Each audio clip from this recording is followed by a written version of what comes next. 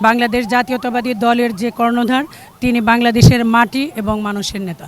বিএনপির ভারপ্রাপ্ত চেয়ারম্যান জননেতা জনাব তারেক রহমানের গতকাল স্বদেশ প্রত্যাবর্তন। আপনারা জানেন এটি আসলে ঐতিহাসিক এবং ইতিহাসে 25শে ডিসেম্বর তারিখটা স্বর্ণাক্ষরে লেখা থাকবে। কারণ বাংলাদেশের 17 বছর গণতান্ত্রিক আন্দোলনে আমাদের বিএনপির ভারপ্রাপ্ত চেয়ারম্যান নেতৃত্ব দিয়েছে মানুষের গণতন্ত্র পুনরুদ্ধারের জন্য, বাংলাদেশের স্বাধীনতা সার্বভৌমত্ব রক্ষার জন্য। বাংলাদেশের মানুষ শুধু আনন্দিত না, অভিভূত। তারেক রহমানের এই প্রত্যাবর্তন উপলক্ষে আজকে শহীদ প্রেসিডেন্ট জিয়াউর রহমানের মাজার জিয়ারতের পরে জাতীয় স্মৃতিসৌধ তিনি আসবেন। আমরা উল্লেসিত সারা বাংলাদেশের মানুষ, শুধু জাতীয়তাবাদী ঘরানার না, দল মত নির্বিশেষে আমরা বিশ্বাস করি ছোট বড় সবাই তারেক রহমানের এই স্বদেশ প্রত্যাবর্তন উপলক্ষে সবাই উল্লসিত। আমরা মনে করি তারেক রহমানের স্বদেশ প্রত্যাবর্তনের মাধ্যমে বাংলাদেশের মানুষ স্বস্তির নিঃশ্বাস ফেলেছে। মনে করেন যে তারেক রহমানই বাংলাদেশকে পারে এ দেশের গণতন্ত্র এবং সার্বভৌমত্ব রক্ষা করতে। এটা বাংলাদেশে আবারও মানে জাতীয়তাবাদী দল যে যতবার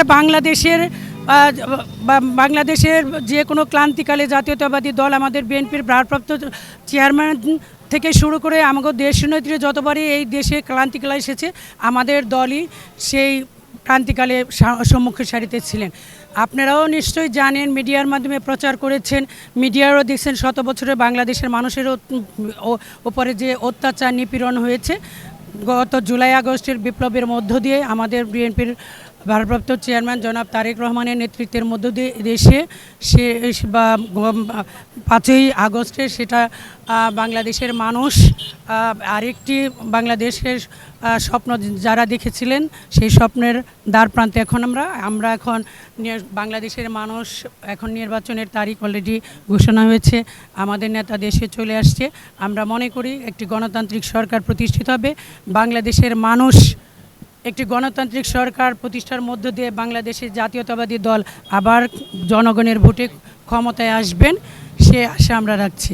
তারেক রহমান বাংলাদেশের মাটি ছোঁয়ার মধ্যে যে মাটির সাথে আসলে আমরা মিশে আছি, তারেক রহমানের রক্তের সাথে বাংলাদেশের মাটি একাকার হয়ে আছে।